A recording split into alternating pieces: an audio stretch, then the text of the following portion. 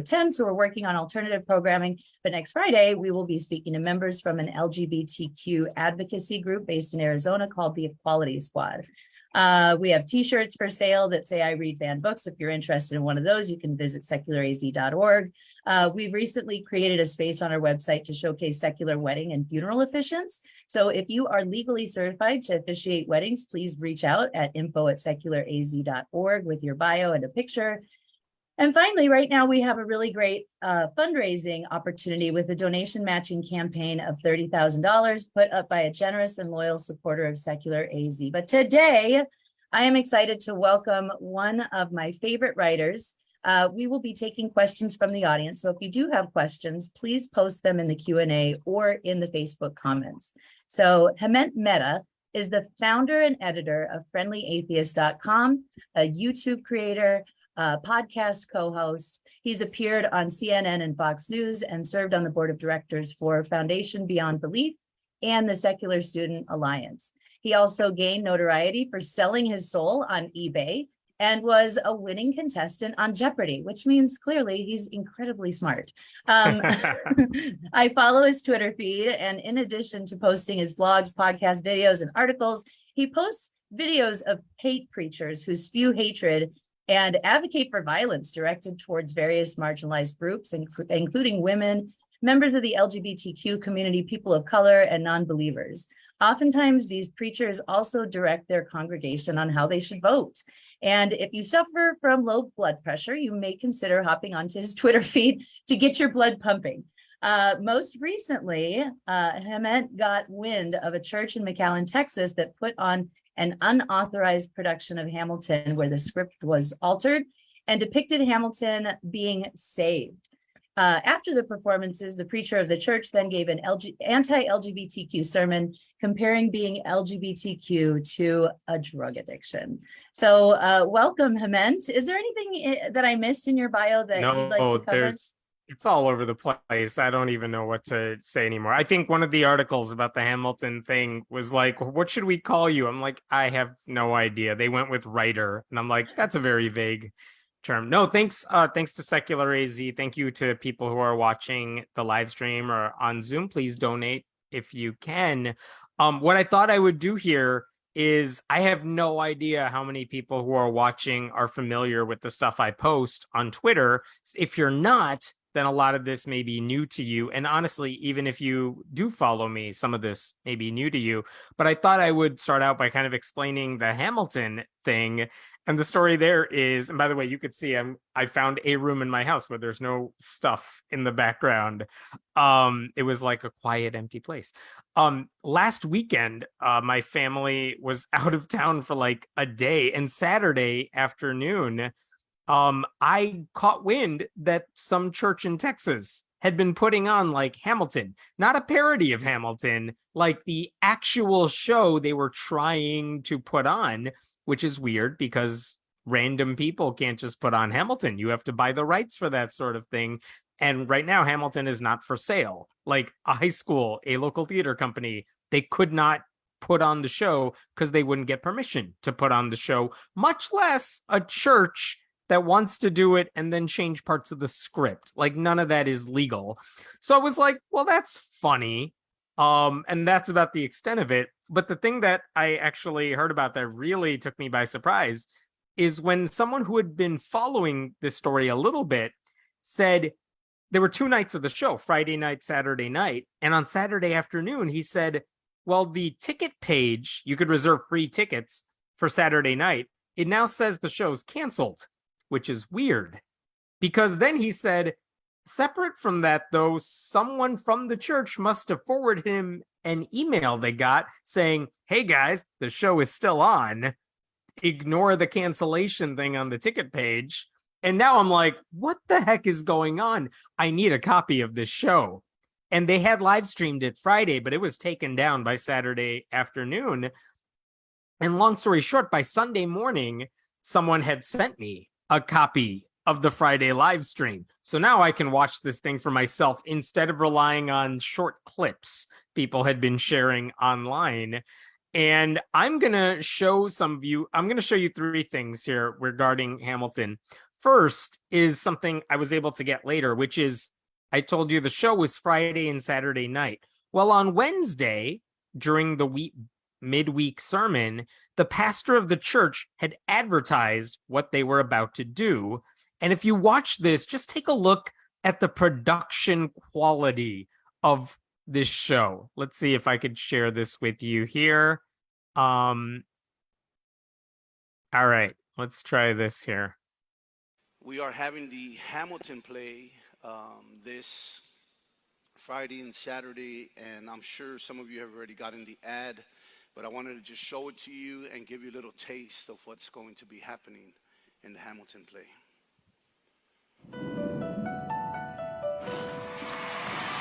Ladies and gentlemen, welcome to the show.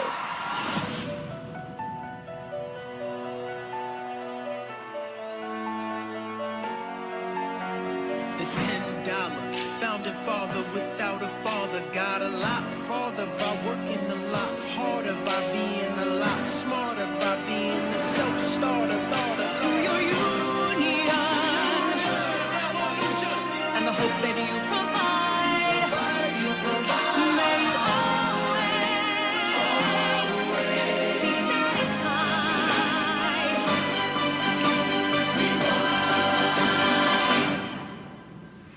This is Hamilton.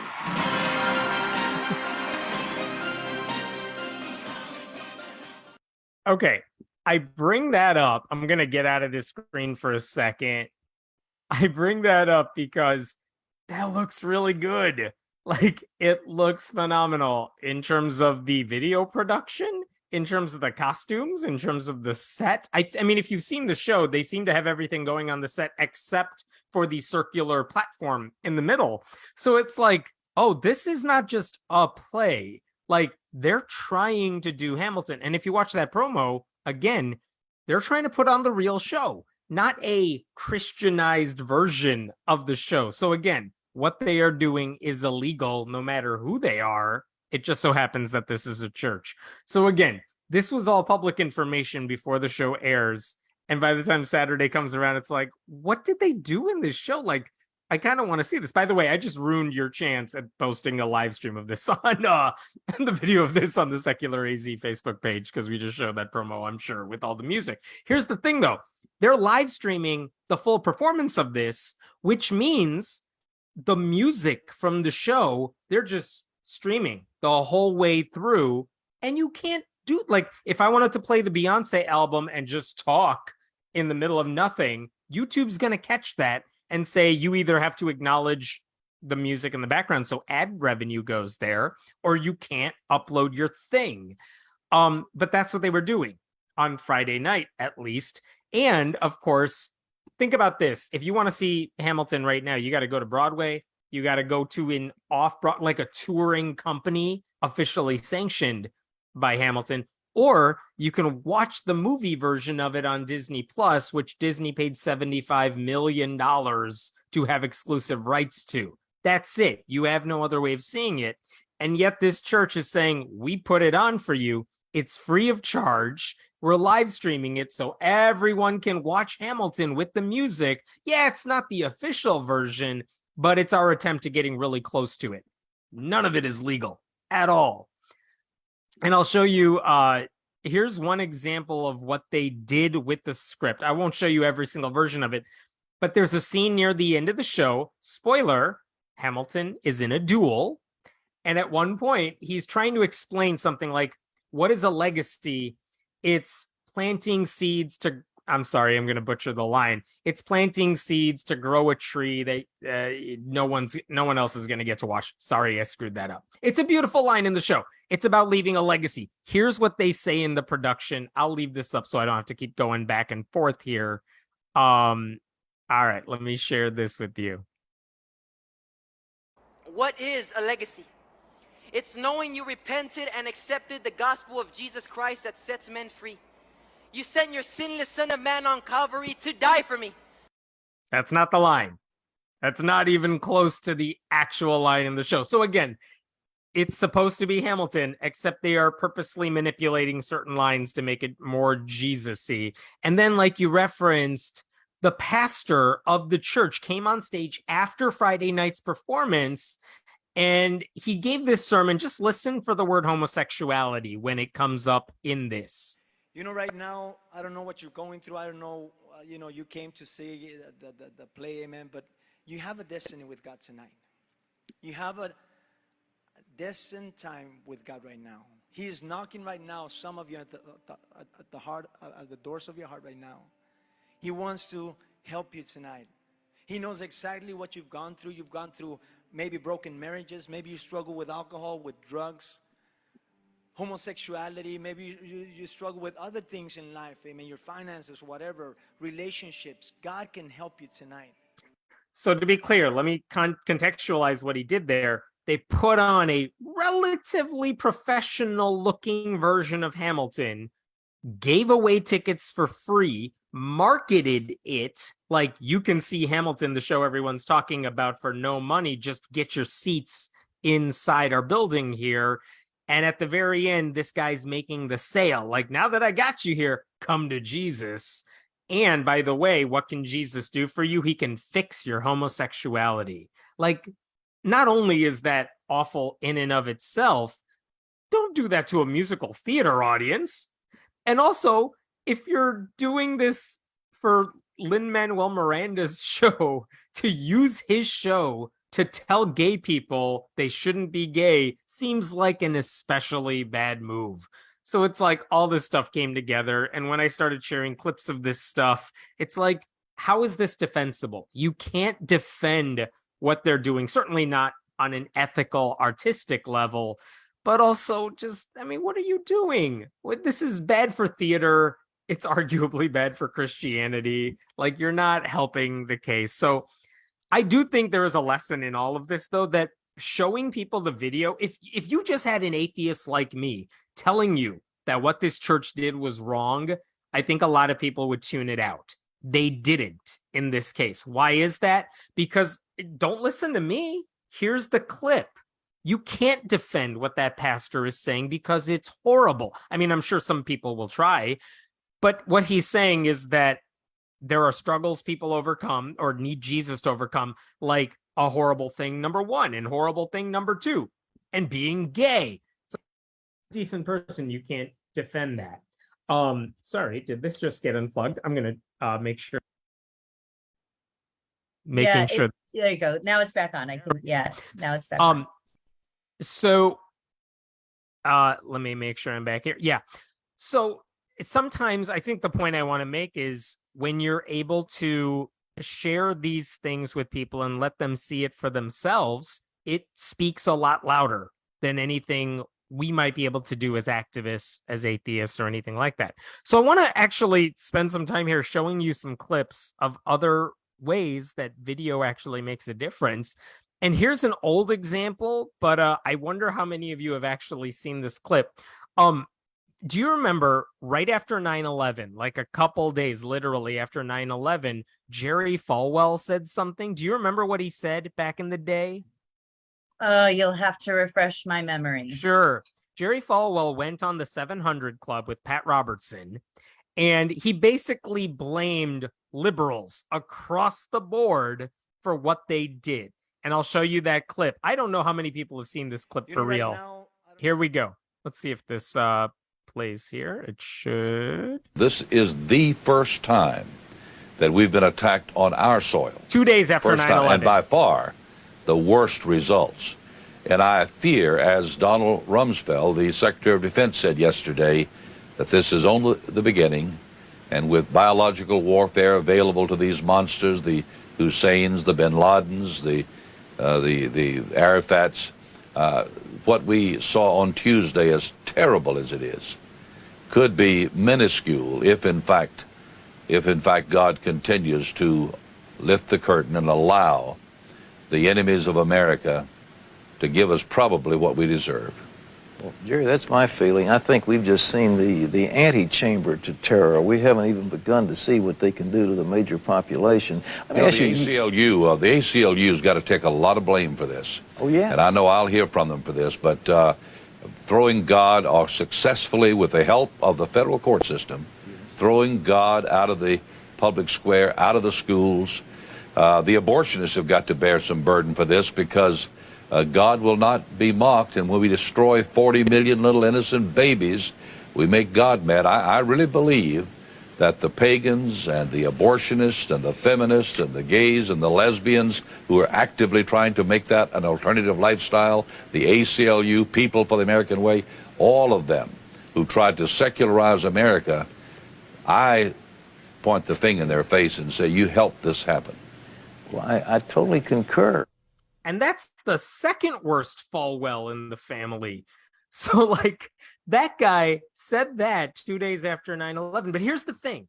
How many people watched that live?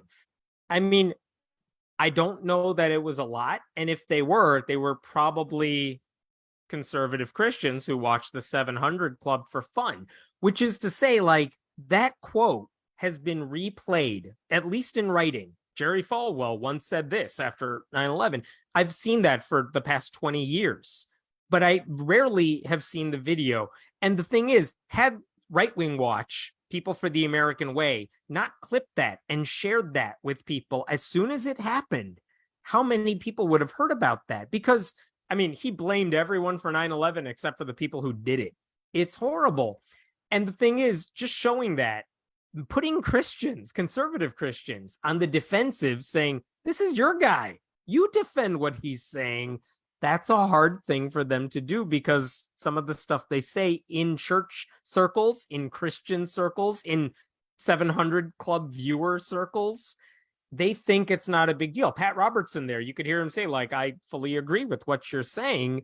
But when you're out in the real world, it doesn't sound so good. I should say, I believe Jerry Falwell, who just said that, he, before his death, I mean, he apologized for what he said here, but I mean, too little too late. I mean, that's a horrible thing. So the point I want to make is there's a lot of stuff like this happening even today, where if you sneak into conservative Christian circles, fringy Christian circles, they are saying stuff like this that is horrible, that is indefensible, and it is reaching a crowd. I mean, the difference between that clip and some of the ones I'm about to show you is now they can still spread their message via YouTube or via other social media outlets in a way people like Falwell could not. And the thing is, it's very easy for us to ignore what is being said in those tinier circles, but they have an audience. A lot of times, videos like the ones I just showed you will get tens of thousands of views in a relatively quick amount of time. And the secular media, by and large, isn't paying attention to them. And it is important to show people this is what Christian extremism can look like. This is what happens if certain people take these beliefs to their far end. I'm going to give you some eye bleach for just a second, because you're going to see some dark stuff very soon. But let me show you just one good clip of another thing that I don't think people were watching. And as soon as I heard it, I'm like, oh my God, I like had whiplash. So let me show you this. This is just fun. So these guys have moved very slowly in the trees, but believe it or not, these guys can actually swim very well. So that's one of their that's one of the structures they use to protect themselves in the wild. So if a jaguar is chasing them and they happen to be over a river or lake or something like that, they will actually just fall out of the tree into the water. And they can swim really fast, and they can actually hold their breath for up to 22 minutes. So once again, that slow metabolism can kind of come in handy when you're trying to get away from a jaguar. 22 minutes. Yes. Wow. Well, that's awesome. We were talking beforehand, yes, the sloth, this one is fast for a sloth, but he's still slow. Why? Because sloths, by definition, are slow. That's how they are made to operate. And it shouldn't surprise us that they move slowly. And in today's lessons, we see something that should not surprise us as well, and that is Christians are persecuted. Sloths move slow, well, Christians are persecuted. That kind of happens because of who we Came are. out of nowhere. Had to throw that in there. It's one of those things, like, if you... Yeah, I think that was one of the videos, like one of the first things that I, because I just only got into Twitter actually in 2020, 2021, even though I've had an account for a long time. And that was one of the first things that I saw you post. And you were like, just wait till the end, because I'm like, why is he posting this? And then the ending where Christians are persecuted, like, no, nothing with sloths at all. Thank you for that. No came out of nowhere. And the one of the things to take away from this is like, I'm sure he said that sort of thing before. Like he purposely this is Ark Encounter, by the way. He purposely interviewed her because he wanted to make a case about sloths are made in God's image to do their thing, and we are here to do our thing. Like this totally made sense in his head. And so he came out to videotape this specifically to make that point. And of course, when you see what he's doing, it's like, what are you doing? That makes no sense. That's insane. But until other people outside the bubble see it, it's kind of crazy. Okay, I'm going to get to some dark stuff now. Again, if you are very sensitive to this stuff, as honestly, I hope you are, I think the first clip I'm about to show you, nasty language. It is very inappropriate for kids, so hide everybody. But I want to show you, this is a guy named Roger Jimenez, and I'm going to show you a clip of a sermon he gave right after the massacre at the Pulse nightclub in Orlando.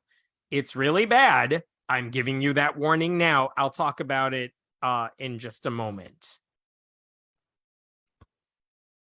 Today, you know, people say like, well, aren't you sad that 50 sodomites died? Here's the problem with that. It's like the equivalent of asking me, you know, what if you asked me, hey, are you sad that 50 pedophiles were killed today? No, I think that's great. I think that helps society. You know, I think Orlando, Florida is a little safer tonight. Now that 50, you know, the tragedy is that more of them didn't die.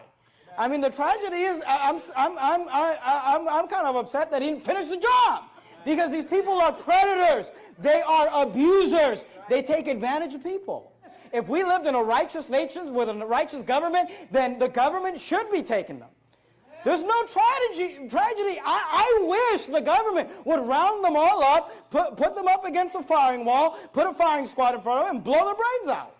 If we lived in a righteous government that loved God and loved children and wanted to protect them, that's what we do. That's a real sermon. That's from a guy named Roger Jimenez. This is part of I would call it a cult. I don't think it's officially one, but it's part of a group called the New Independent Fundamentalist Baptists. And basically, he's not even like the ringleader of the group, but they started saying this stuff out loud. Had it not, I mean, again, you remember Westboro Baptist Church back in the day, you would see the pictures of the signs they're holding, and they're horrible to the point that even members of the Westboro Baptist Church are like, we need to get out of here at some point. But the thing is, people used to treat them like they're fringy. They don't represent Christianity. And of course, this guy does not represent like the vast majority of practicing Christians. Of course he doesn't. But also, he's reading the same book. He is saying things, if not methods and beliefs, like about what to do about gay people. His views on LGBTQ people are not like necessarily that different from what you might hear in an evangelical church. They just know how to frame it with better language. In that, like, if you, like you saw with the preacher after Hamilton, it's not that the Hamilton pastor is saying we should execute them, but he is saying they need to be fixed. You know, it's the spectrum there. How far apart are they really is kind of the thing. And it's one thing for me to say, listen, what these people, the Hamilton church guy, what he's saying is despicable. But if I can show you what that looks like when they think they're only talking to themselves and they're believers, it takes on a different vibe. Let me show you another version of what this guy just did. This is from his colleague, Jonathan Shelley, and this is something he said not in 2015, when this clip is from, but 2021, last year, after a pride parade in which a gay man died after he was hit by a car.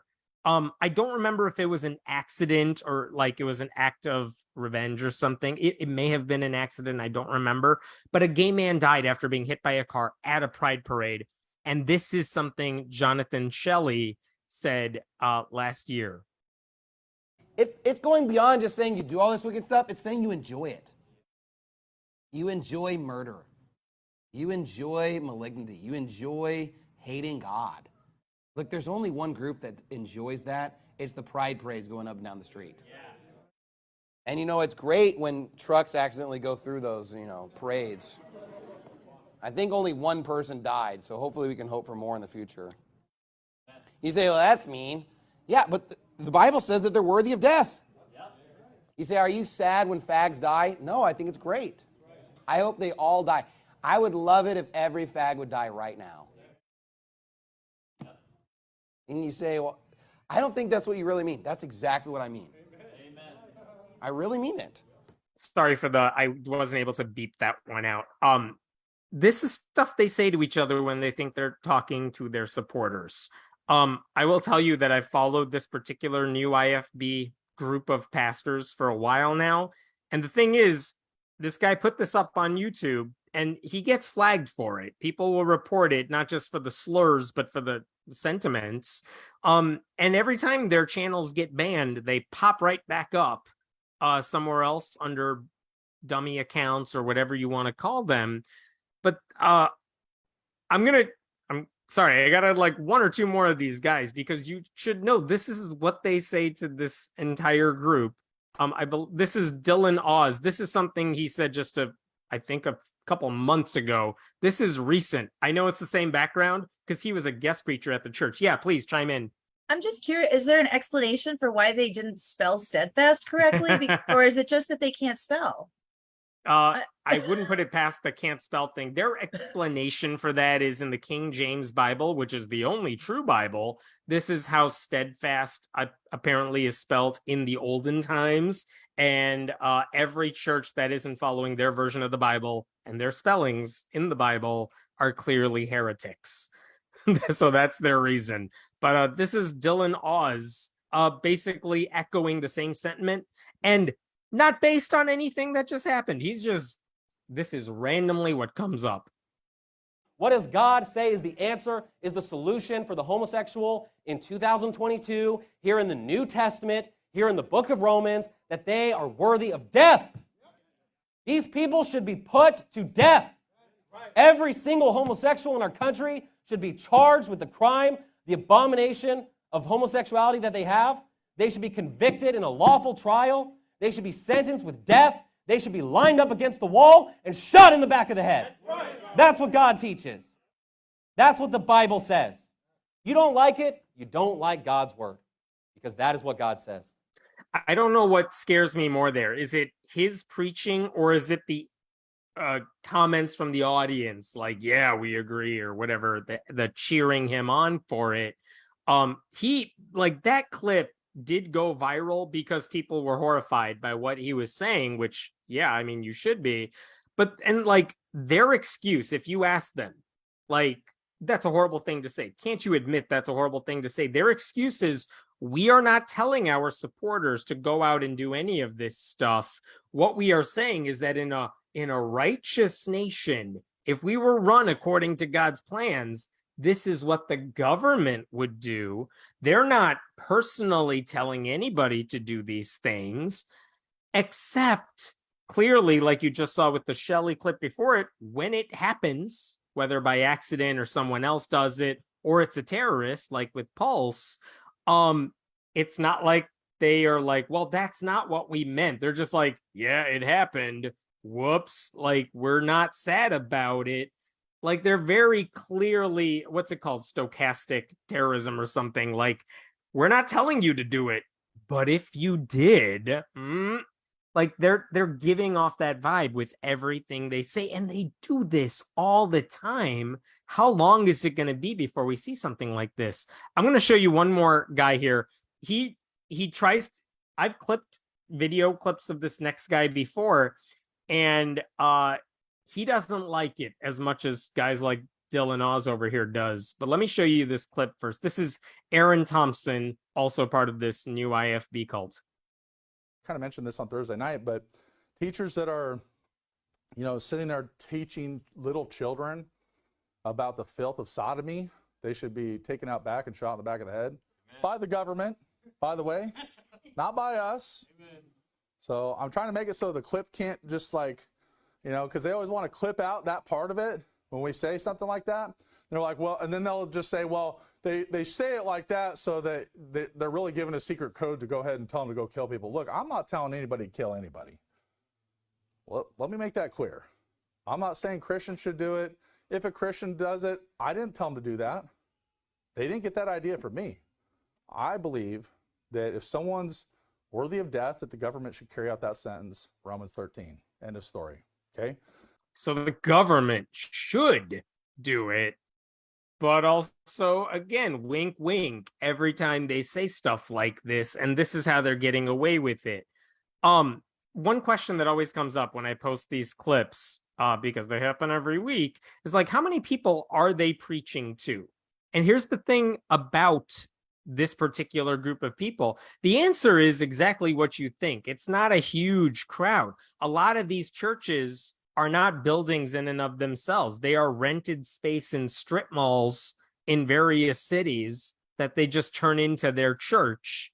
But, and this is key, they don't care. It doesn't matter that they're speaking to like a dozen people in a strip mall, because all of them, as you could tell, they have the microphones set up, they have the video camera, live streaming everything they do, and they know that their real audience is watching them online, not sitting in person watching them there. So that's the key. Like, they're sending this message to a broad audience. They do not care about the people in the room. And they are playing to that. By the way, all these sermons, they now have methods of either evading YouTube capture, or like they now upload all of their videos on a separate website that they run that can't be knocked down for hate speech or anything like that. So they know exactly what they're doing. They know how awful it is, and they just keep doing it over and over. Now, here's one, I'll give you a positive side here. We'll get the crazy out of the way here. One of the good parts about posting these clips is that if anyone is searching for them online, they're going to find my clips and not their videos. And that's my hope. I want people to see it from my framing of it, which, by the way, is the clip with an explanation that these are hate preachers. But also it makes it a lot harder for them to get away with it, because there is plenty of evidence, especially if anyone in their churches ever does anything, it's going to get back to their name, and it's going to get back to these clips. Like, they're not going to be able to pretend like they had nothing to do with it. In fact, this guy, Aaron Thompson, a guy who claims he is the guy's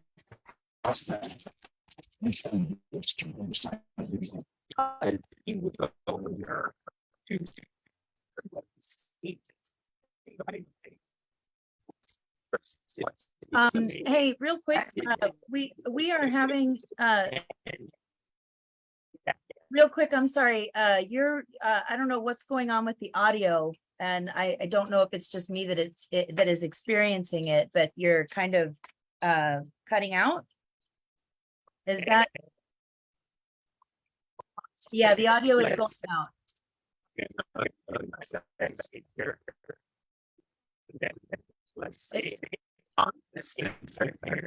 Yeah, it's still cutting out. So I know that just again, let me see if this there you is go. any better Yeah, one. There we go. Yeah. Okay. Sorry about that. So if you could repeat what you said, because I couldn't hear any of it. Yeah. Sure. Is this okay now? Can you hear me still? Okay. What I was saying is, in that case, the clip I just showed you with Aaron Thompson over here, they want to have this plausible.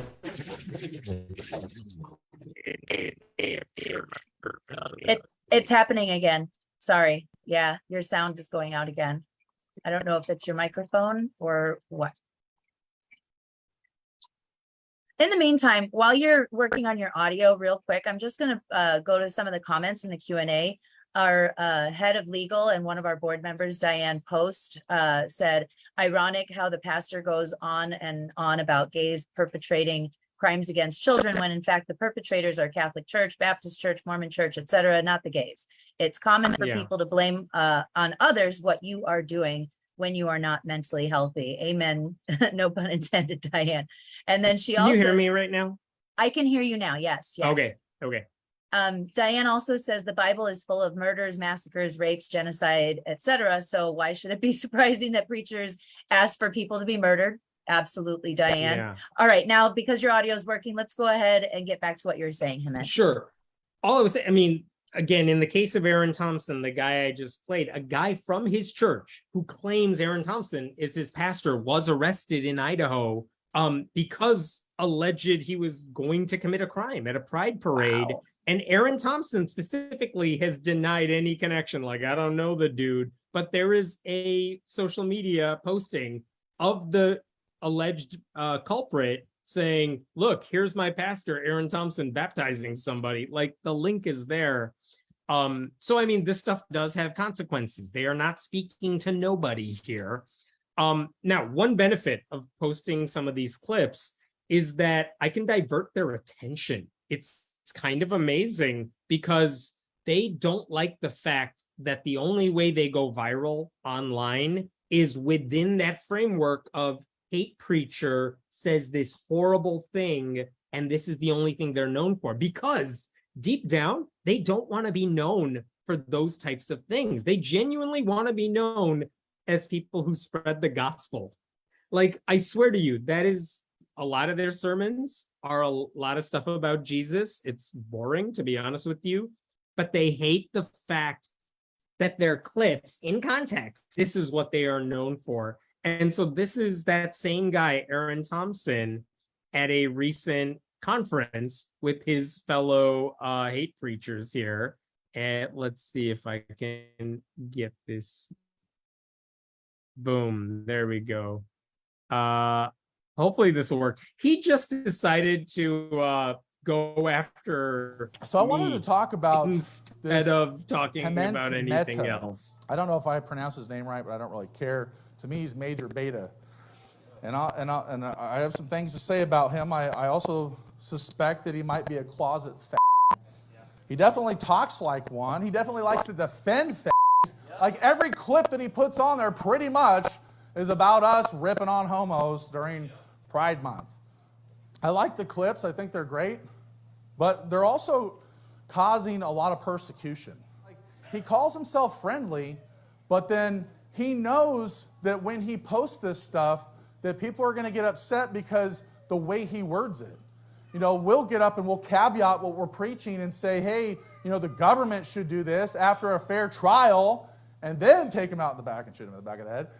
But they don't concentrate on the whole quote. They concentrate on the part that they want you to be mad about. I mean, I'll admit it might sound bad. We're not cult leaders. We're preaching the Bible. You know, and here's the thing. He calls himself the friendly atheist, and he wants us banned off all these platforms. Well, here's what I would say. This guy actually is the hate preacher. So this guy, you know, I suspect he's a fag. I can't 100% say for sure he is. But you know what? If it walks like a duck and quacks like a duck, and it's constantly defending fags all the time, I think it's possible that he is. I'm not saying I mean, he's definitely got some soy in the tank. You know, he claims to have been the one that got Pastor Anderson's YouTube page permanently, got him banned permanently on YouTube. Well, you know what? Great job, man. We're going to get the rewards from the persecution that we get from it. And you know what? He's just going to get deeper and deeper into hell. So it's a win-win, really. You know, the first thing that I noticed too from that is the, you know, just looking at the back of the crowd, you know, I see an awful lot of young white men sitting in his congregation.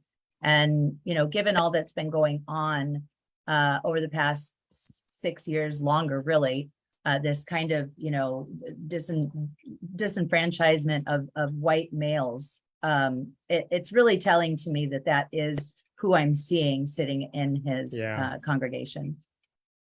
Yeah, they have a type. They are definitely catering to.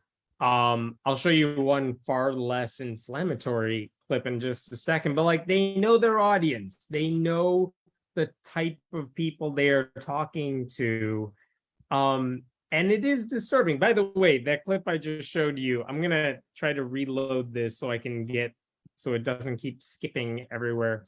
But that was 20 minutes that I boiled down to like 2. He spent 20 minutes trying to justify all that stuff. And I just want to point out, I am not taking any of his stuff out of context. You heard the caveats about the government doing it and not them. It doesn't sound any better. It's still really, really horrible. And yet that was their big conference. I'll show you one more like that is not about gay people, but it's also horrible. This is a guy. Let me get this up here. Let's see if this one works this time. Here we go. This is a guy named Tanner Furr. And this is something. Here we go. Let's see if this one works any better. I'll just let him speak for himself here if I can get this to play. Now, obviously, Come in the sight on. of God, a man and a woman have the same value, but they are different. You know, I don't believe that women should have the right to vote. I don't believe women should have the right to be leaders in our country. The Bible teaches that woe unto a country that makes their women and their children their rulers. Right? It's against God's design for his government. It's against his design for the family. Yeah, just some weird misogynistic stuff happening there. I want to make sure this is still going. Let me see where we all go. There we go. You can see me okay, I think. I hope. I don't know why that keeps skipping around everywhere. That's weird. But like this is the reason I started following some of these guys. It's like this is just wildly sexist, like openly so. And yet and then it descends into this really horrible, nasty stuff. There's one more clip I want to show you, and this is not part of the new IFB group. This is a guy named Greg Locke, who's a preacher in Tennessee, who basically runs a church out of a circus tent because, I don't know, he can't afford a building. I don't know the deal. But here's the scary thing. The guys I've been showing you who are doing all the death wish stuff, they are legitimately extremists, and they don't have like some major following. It's not like conservative Christian politicians are citing them in anything they do. Greg Locke, on the other hand, routinely embraces like the religious right, the Christian right, the politicians who are on the right. They speak at his church. Roger Stone was a guest not that long ago. They'll speak on the same stage as like Charlie Kirk and other right-wing people. So he has a much bigger audience. He has a much larger in-person crowd, and he has a much bigger online crowd too. And so one of the things he did recently that was truly disturbing is he decided witches are the enemy.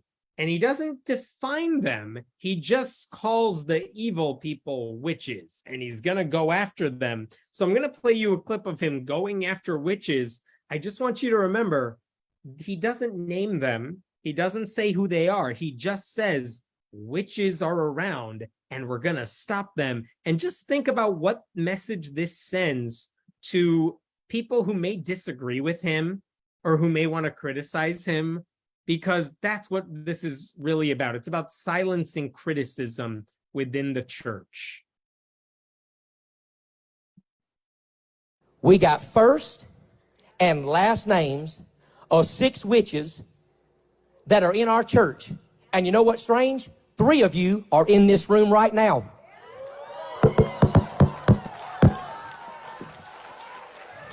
Three of you in the room right now. You better look in my eyeballs. We ain't afraid of you, you stinking witch. You devil-worshiping Satanist witch. We cast you out in the name of Jesus Christ. We break your spells. We break your curse. We got your first name. We got your last name. We even got an address for one of you. You so much as cough wrong, and I'll expose you in front of everybody in this tent, you stinking witch. You were sent to this church to destroy us. You were sent to this church to lure us in. You were sent to this church to cast spell. Listen, some of you been sick because you befriended that witch. 2 of you in my wife's ladies' Bible study, and you know who you are, and we gonna ask you to get out, or I'll expose you in front of everybody. We got all 6 of their names. All 6 of them. 2 of them had already been confirmed before that thing ever even said it. first and last name. This chick is new to our church and don't know none of you. So you got a choice. You can leave with your spells all by yourself. Or I'll show up next Sunday with a stage full of brooms. And I'll give you one and I'll fly your tail up out of this place in the name of Jesus. But we ain't playing your spell casting, witchcraft, nonsense, sage burning games. Everybody okay? The witches are like, nope. And your little dog too. You're out, witch. That guy has a following online. That is not the extremist cult. That is like mainstream, whatever you want to call it, but he has a sizable following. He loves playing like right-wing conspiracy theory games too, so that outside of his church during the pandemic, he realized this is how I can make my mark. He put a giant sign outside his circus tent, basically saying no masks allowed in here. That's after they were allowed to meet again. He's like, if you're wearing a mask, even for your health, no. Like, not, I'm going to not encourage you to wear them. If you even try, I'm going to kick you out of here, because he needed to be more extreme than the right. And by the way, one person in his church, at least one, not only died from COVID, his family blamed Greg Locke for sending misinformation to that family member and said so on CNN. CNN actually sent a reporter to talk to him, and he's like, there's no pandemic. And the reporter's like, what do you think a pandemic is? And then he blanked, could not answer the question, doesn't actually know what a pandemic is. He just knows it's fiction because he lives in a conspiracy bubble. You know what I mean? But like, I would not be surprised if this guy ends up running for office in the near future, because that's where he seems to want to go. And that's what's scary. These people build a following online using Jesus as their stepping stool to make sure they can get an audience. And like, he mixes it up between I'm spreading the gospel and I'm going to send conspiracy theories in the name of Jesus. And then they keep getting bigger and bigger. Again, in a normal world, people in politics would never want to be seen with this guy. They would cast him off as a wannabe cult leader. They don't. They work with this guy. They join up with this guy. They interview him and let themselves be interviewed on his stage. So that is very scary. And again, with this particular clip where he's calling out the witches, he's doing this on purpose, where he doesn't actually say their names. He just says, you know who you are. We're coming to get you. It's all a method to stifle criticism. And that's what's really scary. I'll show you one last clip, which is thankfully much lower stakes compared to all of this, but it's still awful. It's probably the most prominent Southern Baptist preacher in the country, Robert Jeffress, who is based out of Texas. And this is something he said. They had him on TV, I think on CNN, I'm sorry, on Fox News, but it was after the mass shooting at a Buffalo grocery store. And they asked him to come there to answer the question of like, why would God allow this to happen? And this is what Robert Jeffress says. Let me see if I can get here. There we go. Good and evil, right? Why would bad things happen? By the way, before I even play this clip, you can guess what a pastor like him would say. You know, we don't always control what happens. Bad things do happen, but you know, God has a vision for, I don't know. Here's what he actually says. It proves the veracity of the Bible. That's it. That's the whole clip. That's the best spokesperson on a mainstream news network saying, you know, about the mass shooting, it proves the Bible was right. Like, what are you doing? That's your guy? What are you talking about? Well, and as Diane, let me exit out as of this Diane once again pointed, there we sorry, go. Once Diane once again Diane pointed out, shot in the back of the head. That's what the God says. I don't think guns had been invented yet when the fable was written. Yeah. You know, they really contort things. And it's interesting that you point out that he is in a circus tent, because it truly reminds me, I mean, it's P.T. Barnum, it's those revivalist preachers back in Joseph Smith's days. I mean, we're in Arizona. We have a large portion of our population who are Mormons, and you know, that's how these guys got their start. The ringleader of that new IFB cult is Steven Anderson, who is based out of Tempe. Like they have their tentacles all over the place here. And again, the thing I want to take away from this is I think there's value to these clips, because if you want to point out, if people want to criticize atheism, it's not like there's a shortage of ways to do it, but it's kind of easy in some ways to say, you know, someone like Richard Dawkins he hates God, he does this. I don't even buy into all those criticisms, but it's easy to point to a person and say, this person has it out for God, they're an atheist, you shouldn't listen to what they have to say. But when you just say, fine, I won't even do any talking, here's the clip for you to see, I think it does a nice job of putting Christians, no matter where you're coming from, on the defensive, saying you have to, it's one thing to say, you know, that extremist doesn't represent who I am. You can't say that about Robert Jeffress, who is like a mainstream Southern Baptist. Mike Pence has appeared at his church, like during the Trump administration. He's not a nobody. You can't say that about some of these guys like Greg Locke, who is building a following among right-wing Christians, that they only represent fringe groups. They represent a large group of people. And if you want to cast them aside, on what basis are you doing so? Because then the question goes back to, well, what is it that your church says and believes about gay people, about trans people, about women's rights, about all that stuff? And it turns out a lot of mainstream churches don't have great answers to any of those questions. So there's a couple ways we could fight back against that. We could speak out and make reasoned, impassioned arguments for why women should have rights and trans people should have rights and all that stuff. And that's all well and good. But also we could just say, well, this is what your side is saying, sometimes on the extreme sides of things, but also here's what an evangelical preacher said about this stuff. Here's what a Southern Baptist said about this stuff.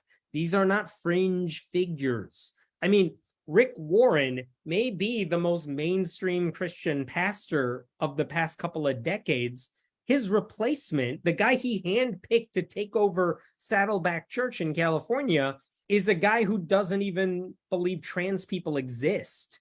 I mean, that's mainstream evangelicalism for you. So again, I do think there's value in sharing the worst of the worst in some cases, but also not all this stuff is fringy.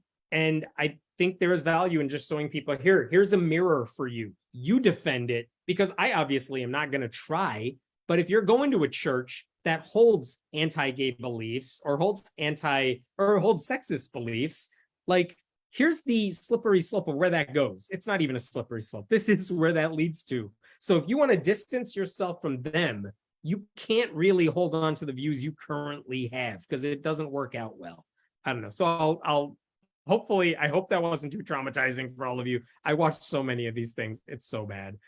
Well, but I will take questions. We're in an era too where I feel like, you know, we've been so desensitized to things, you know. Every day I wake up, it feels like an Onion article. I was actually just thinking about the Onion, and are they able to sustain themselves right now? Because how do you be satirical when all the crazy stuff is happening? Right. And the fact that we have people like Marjorie Taylor Greene, Lauren Boebert, you know, people like Gosar in our own state, right, who are really espousing these beliefs and spouting them off on their social media or whatever. And then again, like you point out, there are so many spaces that we don't really know what people are saying. I mean, I don't go to Gab. I'm not on Truth Social. Even our organization, you know, I've got wind of from members who kind of, you know, go around to some of these local hate groups. And oftentimes they are, you know, parents for a certain school district, because right now the big tack is, you know, parental rights and you know, these statements. We have one of those too. Yeah. I mean, I myself have been called, you know, all kinds of things. Our organization has been called all kinds of things, because that is where we are. And I'm going to go real quick to one question that we have from Alicia. And she says, this is my first time joining you for a meeting. Are these preachers white supremacists and Trumpists too? I mean, I think we kind of answered That's that an one, interesting. yeah, That's a very interesting question, because here's the thing. I'm sure we can all take easy bets on who they vote for in an election, but they aren't really political in that sense. They kind of hate all parties. They just hate liberals more. So I would not consider them Trumpists in the same way Greg Locke is. And the thing about white supremacy, here's the amazing thing. They really are not racist. They don't talk about race. They don't say racist things. I mean, occasionally they might say something offensive that I will interpret as racist, but they don't make racist comments the same way they make sexist comments, and certainly not in the same way they make anti-LGBTQ comments. So it's very interesting, because it's probably not something that's easy to decipher unless you watch these people in and day out. There's actually a wonderful reporter, I think Ben Collins is his name, he works for MSNBC. And after the FBI search of Trump's house happened this week, he was on TV, and one of the things he was pointing out is that his literal job is watching these networks, these disinformation networks. And he said, like, no, I know where the neo-Nazis hang out. These are not those people. This is the MAGA people. This is what they are saying in their communities. And he has to frame it like that, because one group of extremists or conspiracy theorists believes in a certain set of things that's very different from other people, even though we might be able to even though we may tend to lump them all together. So when it comes to the new IFB preachers, they're not racist, they're not overtly political, but also they just really hate LGBTQ people. And they're not even like anti-atheists. They don't really talk about atheism that much. It's so weird to watch their sermons, because it's like, I'm going to talk about the gospel. And then the next sermon is why, I don't know, gay people shouldn't have rights and we should institute the death penalty. It's such whiplash all over the place. It's so weird. it is definitely hard to kind of keep up with the tennis match of hypocrisy. Yeah. You know, again, every day I wake up and I'm like, okay, what new hell am I going to wake up to? And it's a lot to keep up with. I see this comment in the sidebar. This is a wonderful point to make, like, to the argument that these people are not real Christians.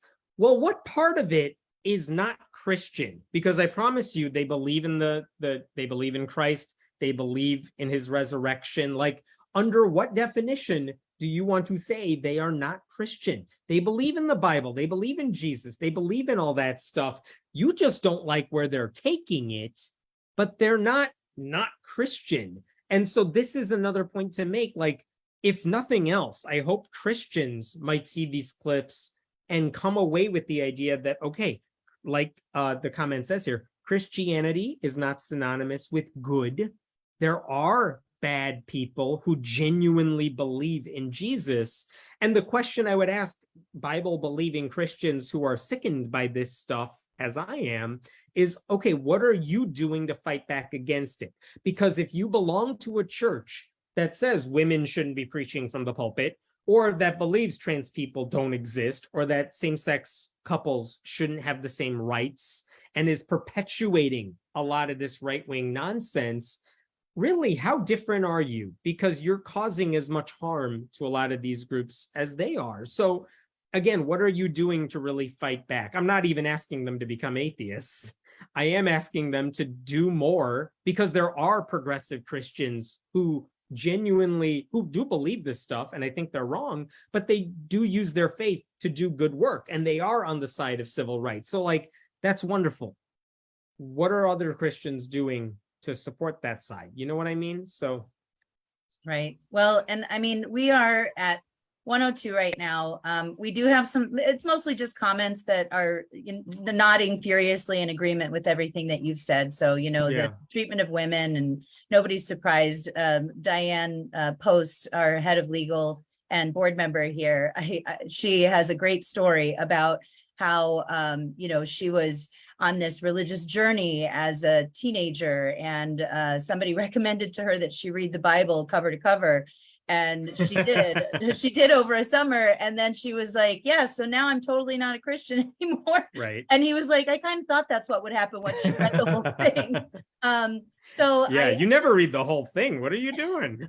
yeah, no, you just pick and choose. It's like a buffet, right? You take the things that Yeah. you want.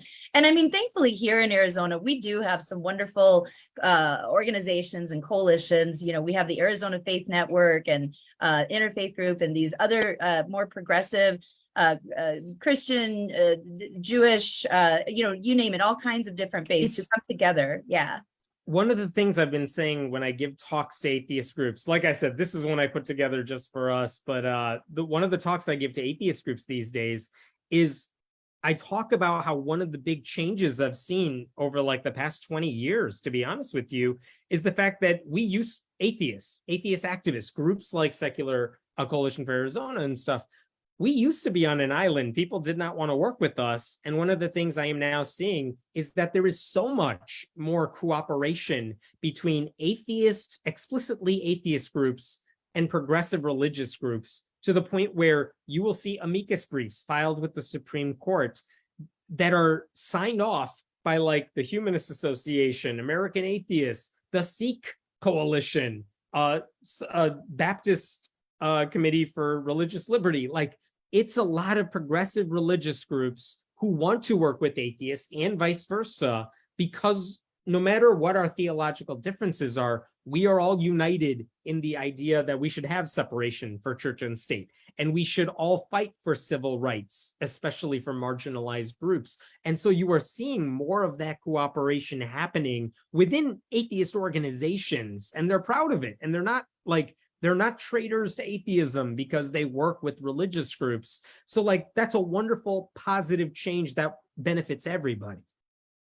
Yeah, we put together a scorecard here for our elected officials. Yeah. And, one of the members of the Senate, Senator Stephanie Stahl Hamilton, received 100% on her scorecard. And she is an ordained, I think, Presbyterian minister, but she's a huge advocate for our trans youth, the LGBTQ community, for bodily autonomy and making your healthcare considerations. I mean, she's fantastic. She gets it. Yeah. And we really do have some. Yeah. Sorry, not to interrupt. There's an argument to be made, like we should have more open atheists, more non-religious people in elected office, which, okay, I'm with you there, but also there are a lot of really good progressive Christians who support politically a lot of progressive issues. And like atheists, if you want like church-state separation and things that stem from that, there are plenty of good people who will defend that stuff who don't share your atheism. And like, all right, fine. Like, that's not a political thing. That's not a partisan thing. That's just you don't have to be an atheist to support like a church-state separation ideal. That should be bipartisan. Right. And I mean, with these, and again, I'll wrap it up here. I think we'll probably go to maybe like 110, but with the school board candidate forums that we've done, I've had a few of the, we have this group in Arizona called Purple for Parents, and it was organized in response to the Red for Ed movement and the massive teacher walkout that happened in 2018. And they are affiliated with I think it's the Arizona Patriots or whatever they're called, but they are recognized as a hate group. So these are affiliated with hate groups, with white supremacist groups, right? And they're downright dangerous. And from school board to president, we all have to take an oath to swear an oath to the Constitution. And so when I do send out these emails to folks who are wanting to run and represent their school districts and their communities, I've gotten some kind of snarky responses about how they see us as definitely not nonpartisan or whatever, but we're talking about upholding the Constitution, their oath that they swear to the Constitution, and they're not willing to do that. And we should all be paying especially close attention to that, because that's where these bathroom bills will come up, and where teachers in Florida are taking down their safe space stickers and their rainbow stickers and things like that. You know, I have a son and a stepdaughter who are gay, and you know, we are living in some really scary times, and the fact that these folks can kind of fly under the radar, I just think, I think the message today too, and the message that you've been teaching me over the last year and a half or so, is that we need to call it out when we see it, and we need to do it with a frame that isn't in this like echo chamber that these you know, Christian extremists are using on social media and YouTube and whatever. Yeah, and I think people forget, like, I think a lot of people in our circles, our atheist circles and stuff, it's one thing to criticize it. We're all very passionate about this stuff. And yet when it comes to running for anything, it's like, well, that's something other people do. That's not the conversation they have in any of these churches. It's very much a, no, you believe this stuff, therefore you should run for stuff. I think there's some statistic that says like there are 400,000 plus elected offices in the country of all stripes. And even if you're politically attuned, you maybe pay attention to a couple, like several hundred of them, like Congress, maybe some state level positions and nothing else. How many people could name their city council members?